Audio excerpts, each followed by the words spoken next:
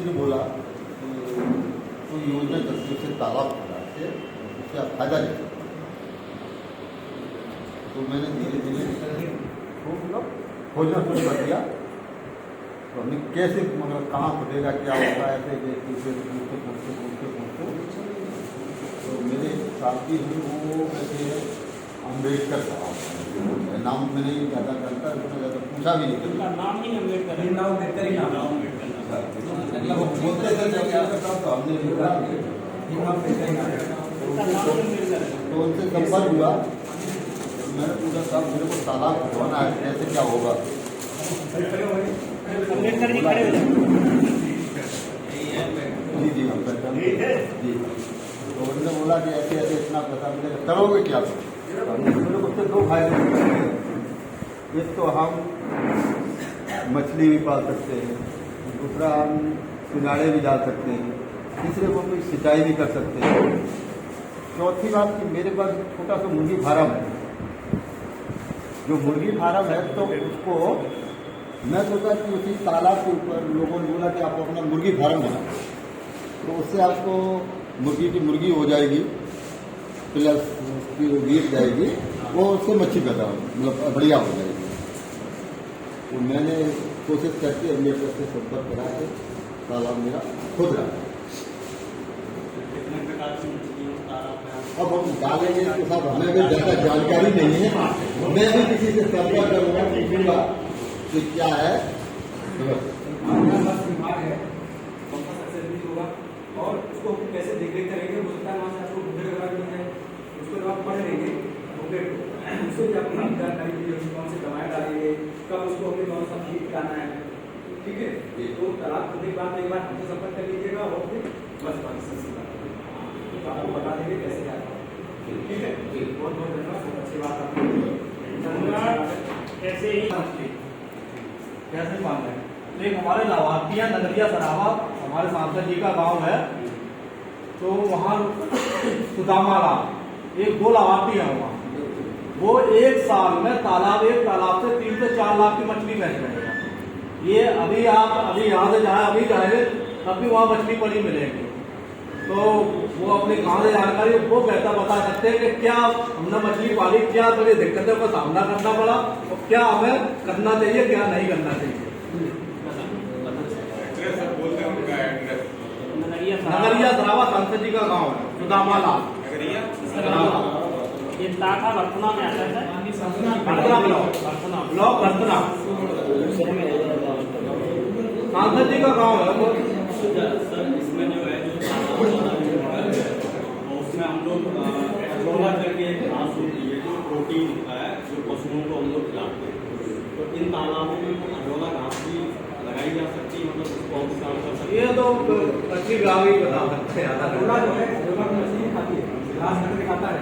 हाँ घास देंगे बहुत बढ़िया रहेगा, खा सकते हैं अजोला, चारा हो जाएगा बहुत बढ़िया। जैसे सर आपने बात की 1 ड्रॉप 4 ड्रॉप, तो बेसिकली ये कंसेप्ट जो है उनको तालाब वाला वो मुझे समझ आता है, बट तालाब से उस पानी को खेत तक लेके जाना वो कुछ ड्रिप इरिगेशन सिस्टम से स्प्रिंकलर सिस्टम अभी आपको बताया गया है कि हॉर्टिकल्चर विभाग से हम लोग यहाँ सूची भेज देते हैं, ठीक है, वहाँ से भी मांगी जाती है। फिर विशेष इंटरेस्ट है तो आप मुझे संपर्क कर लीजिए, मैं डीएचओ साहब से संपर्क आपका करवा देता हूँ। अगर टारगेट हो गाइड तो आपको मिल जाएंगे, मतलब वो इंटरलिंक हो सकती है। यस श्योर इसमें आदेश भी है कि इंटरलिंक करवाया जाए। हमारे तालाबों की सूची डीएचओ साहब के यहाँ है, ऑलरेडी पहले हम लोग भेज देते हैं कि कितने तालाब इस वर्ष में किए गए हैं और जो हमारे लाभार्थी हैं। आपका तालाब तो क्या है? नहीं सर मैं लाभार्थी नहीं हूँ, एक्चुअली मैं सब्सिडीज भी नहीं चाहते। हमारे महोदय हैं जो शोध में आपको तकनीकी ज्ञान से अवगत कराएंगे। आज के इस 1 दिवसीय सूक्ष्म कार्यक्रम के हमारे साथी उप कृषि निदेशक भूमि संरक्षण और हमारे युवा साथी भूमि संरक्षण अधिकारी, विभाग के आए हुए मेरे सभी नौजवान साथियों और हमारे खेड़ से जिले से आए हुए किसान बंधुओं ये एक उत्तम समय है। समय तो हमेशा उत्तम होता है, बस उसका सदुपयोग करने वाली बात होती है। जब उसका सदुपयोग हो जाए तब वो अच्छा हो जाता है और समय इसका इंतजार नहीं करता, समय हमेशा आगे बढ़ता रहता है। जैसे आप देखिए टॉपिक लिखा है 1 दिवसीय कृषि प्रशिक्षण प्रधानमंत्री कृषि सिंचाई योजना। इस पर विस्तृत में जो DH साहब है हमारे, उन्होंने बड़ी विस्तृत चर्चा की कि एक बूंद से हम अधिक से अधिक उस बूंद को किस प्रकार से प्रयोग करें कि हमारा अधिक से अधिक फसल या ग्रेड उत्पन्न हो जाए या अन्य कुछ उत्पन्न हो जाए, जिससे हमारा लाभ हो, हमारी मिट्टी का स्वास्थ्य भी ठीक हो, इन्वायरमेंट हमारा सुरक्षित हो और हमारा किसान आगे बढ़ने की साथ साथ धीरे धीरे उसको अपना प्रोग्रेशन करे। और हमारी सरकार का जो उद्देश्य है, जो हमारा सबका उद्देश्य है, अब वो अपने सफल होने की संभावना को आगे उसको सजो सकते हैं। साथियों, इसी क्रम में मैं छोटी सी चर्चा करूंगा। जैसे अभी हमारे जो साथी लोग उन्होंने बताया तालाब के बारे में, तालाब की खोज बताई, उसका आपको एरिया बताया, कैसे खोजना है, क्या प्रोसीजर है, क्या उसमें टेक्निक्स हैं, इस पर सिर्फ चर्चा की गई। इसमें मुझे उम्मीद है कि आपको सबकी समझ में आ गया होगा। मेन चीज़ वही है, जैसे बुंदेलखंड के लिए तो ये तालाब योजना बहुत ही महत्वपूर्ण होती है, जहाँ एक एक बूंद की बहुत बड़ी कीमत किसान को चुकानी पड़ती है। और मैं वहाँ 6 साल रहा हूँ बुंदेलखंड में, और मैंने देखा है जैसे ही फरवरी का मौसम आता है, पशु बिल्कुल प्यास से घूमने शुरू हो जाते हैं खेतों में, और किसान अपने खेतों पर चारों ओर से बाड़ लगा करके रात को वहीं रहते हैं कि कोई फसल को क्षति ना हो जाए। रबी की फसल को अच्छी तरह से रखाते हैं और पानी का सदुपयोग इस प्रकार से करते हैं, या तो उनके तालाब हैं, तालाब नहीं भी हैं तो पानी के बहुत छोटे छोटे रिसोर्स उनके पास में हैं। वहाँ स्प्रिंकलर सेट बहुत सफल है। दलहन की खेती करते हैं और तिल की खेती करते हैं, क्योंकि उस क्रॉप के लिए पानी बहुत थोड़ी मात्रा में आवश्यकता होती है, तो थोड़े पानी से वो अपना अधिक फसल सिंचित कर लेते हैं साथ। और वो एक कैश क्रॉप के रूप में हमारे सामने आती है। पानी कम लगता है और क्रॉप का जो उत्पादन है थोड़ा भी होगा तो बड़ा बेनिफिशियल होता है। तो जहाँ पानी नहीं है वहाँ पानी की, या जो चीज़ जहाँ नहीं है उसकी महत्ता वहाँ पता लगता है। जैसे इटावा हमारा क्षेत्र है, यहाँ पानी की कोई कमी नहीं है, तो यहाँ का आदमी, यहाँ का किसान, यहाँ का अधिकारी, यहाँ का रहने वाला आदमी पानी की कोई महत्व को ज़्यादा नहीं ध्यान देता है। पानी ठीक है, इधर से आएगा चला गया, कोई दिक्कत नहीं है, पानी इधर से खींच लिया जाएगा। तो बुंदेलखंड जैसा हमारा प्रदेश एक तरह का हमारा साथी है, बुंदेलखंड एरिया है, उसमें पानी की बड़ी क्राइसिस रहती है। वह केवल एक नदी है, वहीं से पानी पर सब लोग डिपेंड होते हैं।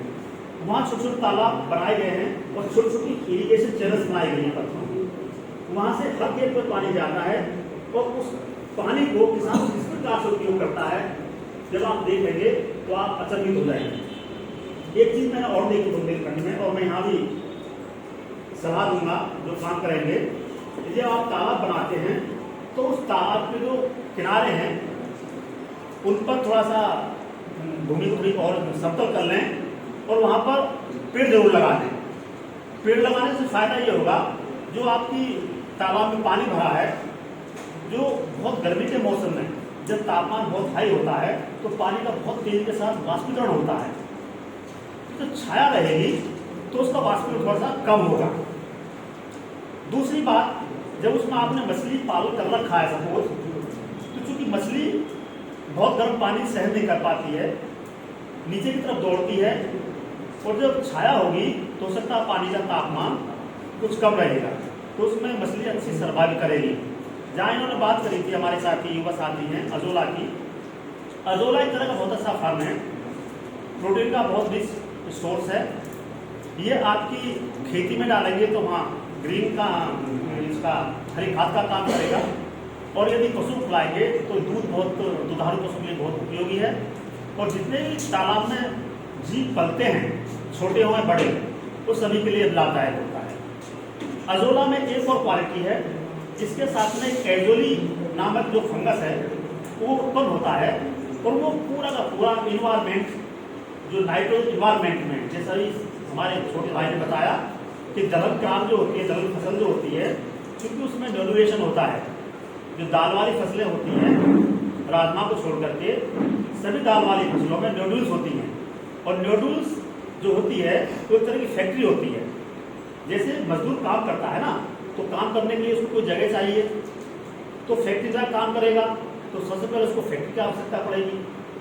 जब फैक्ट्री बन जाएगा तो फिर वो मशीनें भी होनी चाहिए। तो मशीनें, वो नोडल्स जो है वो एक तरह की कवर है, फैक्ट्री है, और उसके अंदर जो उसके तंतु हैं, उसके जो फाइबर्स हैं, जो नाइट्रोजन का फिक्सेशन करते हैं, उसको जो सुविधा देते हैं बैक्टीरिया को, वो मशीनों के रूप में काम करते हैं, और कारीगर के रूप में वह बैक्टीरिया होता है। इसी प्रकार के एजोला, अजोला के अंदर में एजोली होती है। अजोली वो फर्म है, वो फंगस है जो वायुमंडल से सीधा नाइट्रोजन फिक्सेशन करके अपने अजोला को देता है, और वो अजोला उसको अपने पास ले लेता है और बाकी पानी में वो रिलीज कर देता है। तो पानी में नाइट्रोजन जाएगी तो वहाँ जो मछली पनपेगी ना, उसका स्वास्थ्य बहुत अच्छा होगा। और ये पानी जो जैसे ये साहब ने बताया, स्प्रिंकलर सेट लगा करके और थोड़ी थोड़ी पानी उसमें से आप जो है वाटर हार्वेस्टिंग करिएगा और अपने क्रॉप में धीरे धीरे लगाइएगा, तो आपका थोड़ा एक तालाब बहुत सारे एरिया को कवर कर सकता है। इस प्रकार से करेंगे तो हमारी फसल भी अच्छी होगी, और पानी का रन आउट जो होगा तालाब बनाने से वो बंद हो जाएगा। मिट्टी का जो कटाव होता है, विभिन्न प्रकार के जो क्षण होते हैं भूमि के, या मिट्टी का जो कटाव होता है जिसको हम इरोजन को देते हैं, बड़ी बड़ी गलियां बन जाती है। जैसे आप बताए थे अभी ऊंचे क्षेत्रों में उसे पानी बहता नीचे आता है, तो पहले छोटी फिर बड़ी, फिर बड़ी, फिर बड़ी बड़ी, इस प्रकार से बन जाती है और पानी बहकर नष्ट हो जाता है।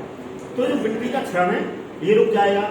जब मिट्टी का क्षरण रुकेगा तो आपकी जो फसल होगी, जो क्षरण नहीं होगा, क्योंकि जड़ें जमीन के अंदर होती है, क्षरण हो गया तो जड़ें बढ़ गई, या पौधा बड़ा खड़ा था कोई डाउन हो जाएगा।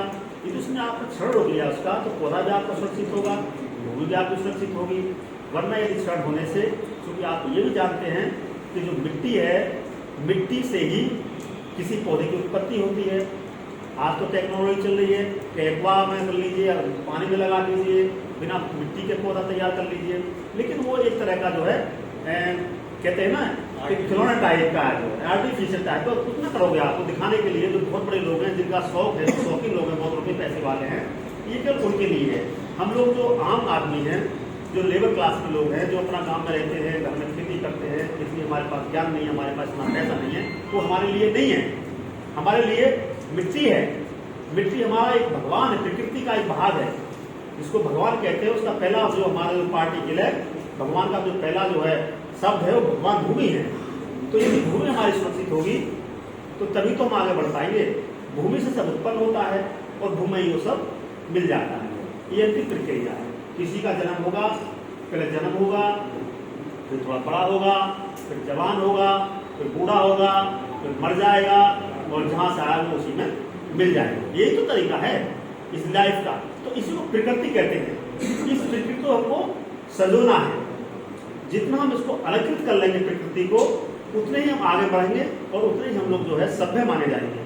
सभ्य समाज की पहचान यही होती है कि हम जिंदा रहें, हमारे आसपास के एनवायरमेंट वो जिंदा रहे, कुछ जीवधारी है वो भी जिंदा रहे, और सब हम एक साथ चलकर सिम्बियोट की तरह अपने देश को, अपने परिवार को, अपने आप को विकसित करते हुए आगे बढ़े। तो सिम्बियोसिस की जो क्रिया होती है, ये सिम्बियोसिस यही होता है कि हम दूसरे को भी नुकसान ना पहुंचाएं और अपने को फायदा कर रहे हैं। ये तीन कैटेगरी होती है इंसान की। इंसान हो, जीवधारी, कोई भी जीवधारी हो, उसकी तीन कैटेगरी में इसको डिवाइड किया गया है। एक ऐसे जीवधारी होते हैं या ऐसे मनुष्य होते हैं, वो ये चाहते हैं कि देखिए ये कुछ चीज़ें पड़ी हुई हैं, ये BSSR की चीज़ें हैं, ये यहाँ घुसको मिल जाए, भले BSSR को नुकसान, तो उसमें क्या हुआ, मेरा बहुत बड़ा स्वार्थ हो गया। तो सिम्बियोट, इसको सिम्बियोसिस नहीं कहेंगे। दूसरे प्रकार के वो आदमी होते हैं या वो जीवधारी होते हैं कि मेरे पास बहुत कुछ है और सामने वाले के पास कुछ नहीं है, भाई मेरा सब कुछ चला जाए, इसका सब कुछ भला हो जाए, मैंने सब कुछ दे दिया और आपका भला होना चाहिए। इसको बेवकूफ़ी कहते हैं। इसको क्या कहेंगे, बेवकूफ़ी, कि आपको बर्बाद कर रहे हैं और दूसरे को आबाद कर रहे हैं। तीसरी वो कैटेगरी होती है, मेरे पास है, आपके पास है, भाई ठीक है, आपके पास पशु हैं, भैंस है, भेड़ है, और भी जानवर है, मेरे पास रुपया पैसा है, तो आपसे मैं अन्न खरीदूँ, दूध खरीदूँ, और मुझसे आप रुपया पैसा लेते रहिए, बड़ा बड़ा रेट ज़्यादा दे दीजिए। जो इससे क्या होगा, वो हमारा जो पशुपालक है या किसान है वो पलता रहेगा, और जो रईस आदमी है उसका भी जीवन चलता रहेगा। तो सिम्बियोसिस क्रिया है। तो प्रकृति दुनियादारी इसी पर डिपेंड है, इस नियम पे चली है। इस नियम में जहां जहां डिस्टरबेंस हुआ है, पिछले 50-60 साल से ज्यादा डिस्टरबेंस हुआ है, और उस समय से अब देख रहे हैं हम लोग जो हमारी उम्र 52-53 साल हो गई, आपकी भी 55 के आसपास होगी। उससे पहले हमारे बड़े बूढ़े हुआ करते थे, लंबे चौड़े हुआ करते थे, है ना, मोटा खाते थे, मोटा पहनते थे, अब चलते भी खूब पैदल थे।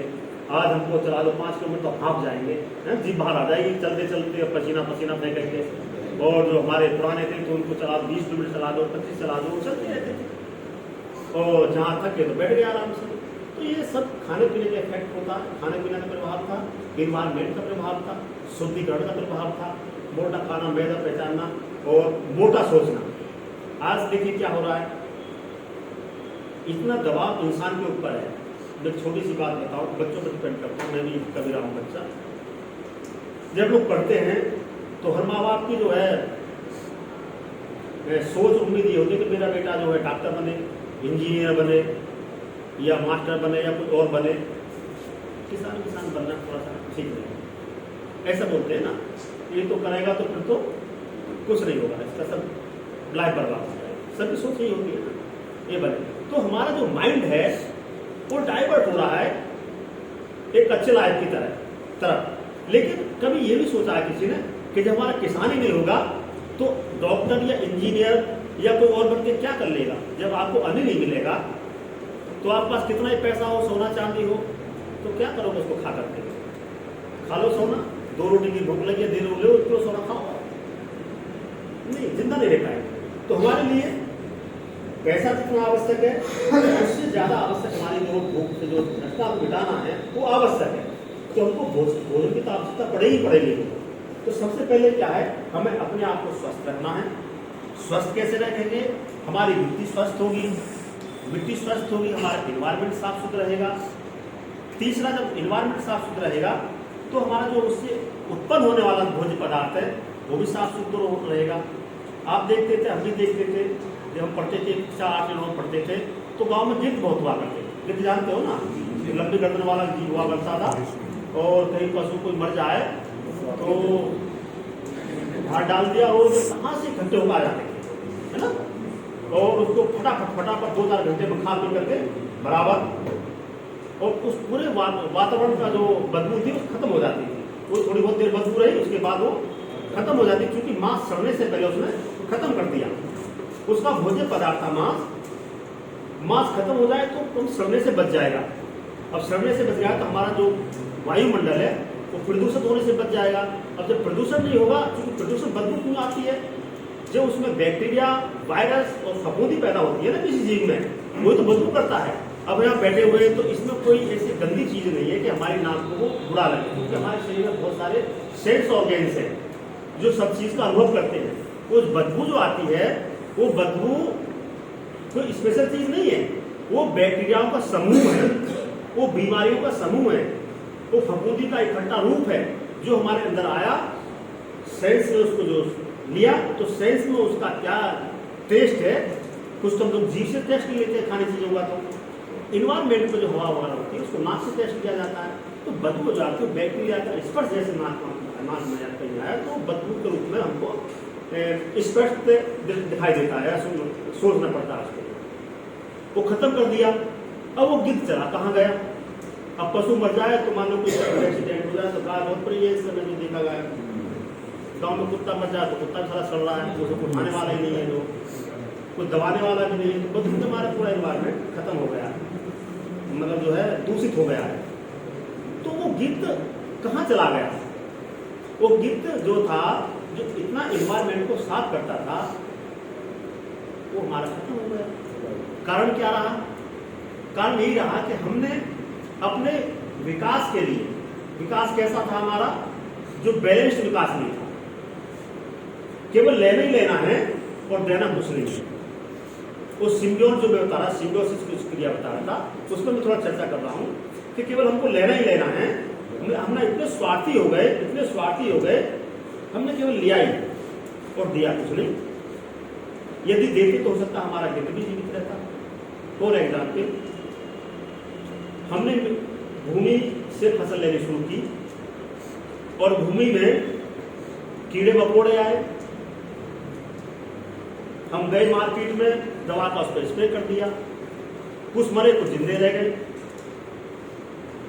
अगले साल को फिर हमारी फसल अगली वाली खरीफ की लगाई गई, रबी की लगाई गई, जायद की लगाई गई, वहां भी दिखाई दिए कीड़े मकोड़े थे, कुछ बीमारियां आई, वहां भी लगाया, स्प्रे किया, कुछ दवा डाली, खाद डाला, तो कुछ जिंदे रहे कुछ मर गए। वो आगे बढ़ते रहे, लेकिन जो उसकी मूल भावनाएं थी भूमि की, मूल उसका जो है स्वरूप था, उसके जो भौतिक गुण, बायोलॉजिकल भौतिक गुण, जैविक गुण और आपके रासायनिक गुण, ये गुणों पर हमने कोई ध्यान नहीं दिया। मिट्टी के जो 3 गुण होते हैं ना, फिजिकल, बायोलॉजिकल और केमिकल, ये 3 जो प्रॉपर्टी है, गुण है, ये हर जीव की होती है। तो आप भूमि मान लीजिए, चाहे अपने शरीर को ले लीजिए, शरीर में कोई तीनों की तीनों प्रॉपर्टीज है और वही तीनों के तीनों प्रॉपर्टी है वो भूमि के अंदर। यदि हमारा ये बैलेंस रहेगा तो हम इससे भरपूर उत्पादन भी ले लेंगे और हमारा जीवन भी स्वस्थ रहेगा, हमारा इन्वायरमेंट भी साफ सुथरा रहेगा। खूब खाद लगाया, खूब पानी दिया, खूब स्प्रे किया, खूब जो है हमने फंगिसाइड का प्रयोग किया, और जो भूमि में जो बैक्टीरिया पलता है, जो आपको भोजन दे रहा है, उसको आपने फांसी पे चढ़ा दिया मुझे। उसका मुख्य भोजन क्या था? ऑर्गेनिक कार्बन, जो हमारे डीएस साहब ने बताया था। ऑर्गेनिक कार्बन, जीवांश पदार्थ, जिसको मिट्टी का खून कहा जाता है। आदमी का खून निकाल दो और छोड़ दो कि तो जिंदा रह पाएगा आदमी? क्या उससे अपेक्षा करेंगे कि अभी तुम्हें प्रोटीन उत्पन्न कर पाएगा? तो उसको यदि आप इंजेक्शन लगाते रहो, गोली खिलाते रहो, कैप्सूल खिलाते रहो और खून उसका निकालते रहो, तो कुछ समय बाद वो पीला फड़फड़ा करके जल्दी सेवा समाप्त उसकी हो जानी है ना। तो यही हमारी भूमि का हुआ, क्योंकि भूमि के अंदर बफरिंग कैपेसिटी होती है। तो भूमि के अंदर बफरिंग कैपेसिटी कारण वो ज्यादा आपको दिखाई नहीं देता है, लेकिन जब उसका हम जांच कराएंगे, जैसे शरीर की जांच कराई जाती है, शरीर की खून की जांच करते हैं, ब्लड के मतलब सब चीज टेस्ट कराते हैं ना, एक्सरे भी कराते हैं, ये भी कराते हैं, वो भी कराते हैं, लैब होती है उसके लिए। इसी प्रकार से मिट्टी की जांच के लिए सॉइल टेस्टिंग लैब होती है। जब जांच कराएंगे तभी तो पता लगेगा कि हमारी मिट्टी के अंदर क्या हो गया है। तो उसका डिसबैलेंस हो गया।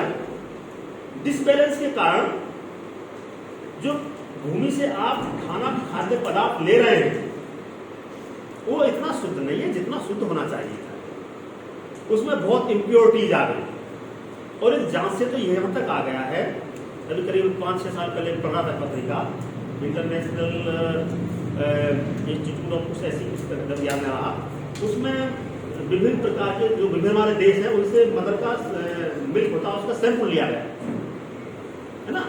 तो माँ के दूध में भी केमिकल का इफेक्ट था। तो हम देखिए, बच्चे उत्पन्न जो बच्चा पैदा हुआ वो तो माँ के गर्भ से ही उसको कुछ तो कमियां थी, कुछ उसको डिजीज ने घेर का। आप देख रहे हैं आजकल पीलियापन, बच्चा पीला कहते पीलिया रोग लिए उत्पन्न हो रहा है, और माँ ने दूध पिलाया उसमें भी उसको जो वायरस मिला, आपको जो जहर मिला। तो जो मैं गिद्ध की बात बता रहा, थोड़ा सा उसमें मैंने एक गिद्ध चला गया। तो जो गिद्ध की मैं बात बता रहा था, हमने खूब लगाया, कुछ हमने खाया, उसका जो भोज्य पदार्थ हुआ, फल भी खाया हमने, दूध भी पिया, अन्न भी खाया, वो सब केमिकल युक्त था। जो एक आदर्श जो उसका बैलेंस है वो नहीं था उसके अंदर। तो जो उत्पादक जो था, भूसा खाता ना पशु को, आप भूसा खिलाते हैं, पत्ती खिलाते हैं, जो हमारा बेस्ट मटेरियल होता है आप जानते हो, वही तो खिलाते हैं पशु को। फिर खल खिलाते हैं, दाना खिलाते हैं, छिलका खिलाते हैं, चूरी खिलाते हैं, हम लोग अन्न खा लेते हैं। अब चूंकि जब हम भी तो जहर खा रहे हैं उसके साथ, दाने के साथ साथ, तो पशु भी खा रहा है, पशु मर गया था, उसका जो चला गया उसके अंदर जहर मांस के अंदर। और उसमें ऐसे भयंकर भयंकर जब मांस की जांच हुई थी ना, भयंकर भयंकर उसमें केमिकल पाए गए। तो गिद्ध को जिन्होंने बांझ बना दिया, या तो गिद्ध बन गए बांझ, कुछ तो बांझ बने, कुछ बीमार होकर बेचारे गिद्ध होगा तो इलाज करता नहीं। डॉक्टर किसका इलाज करते हैं? बड़े बड़े पशुओं का, जो हम लोग पालते हैं, भैंस, बकरी, मुर्गी को इंजेक्शन लगा दिया, शुरू में लग जाता है, लेकिन पशु कहाँ को देखता है? अब जब पक्षी एक बार बीमार हो गया तो भगवान ने चाहा या उसने पृथ्वी का चार्ट ठीक हो जाएगा, वरना उसकी सेवा ही खत्म होनी है। तो जब देवता तो एक पक्षी जो होता है बड़ा समझदार होता है। आप देख रहे हैं जो साइबेरियन जो पक्षी होते हैं, साइबेरियन, जब आपके यहाँ थोड़ा सा मौसम अच्छा होता है ना, तो ये विदेश से आना शुरू हो जाते हैं साइबेरियन। बड़े परखी होते हैं ये लोग, इतनी लंबी लंबी उड़ाने करते हैं, बढ़ते हैं। और जब यहाँ आपका यहाँ जाड़ा शुरू होता है तेजी के साथ, तो ये फिर अपना पलायन करना शुरू कर जाते हैं, करते ना करते हैं। तो ये बड़े सेंसिटिव जीव होते हैं। तो गिद्ध कुछ तो हुए बाज, कुछ बीमारी से मर गए और कुछ होना हमारा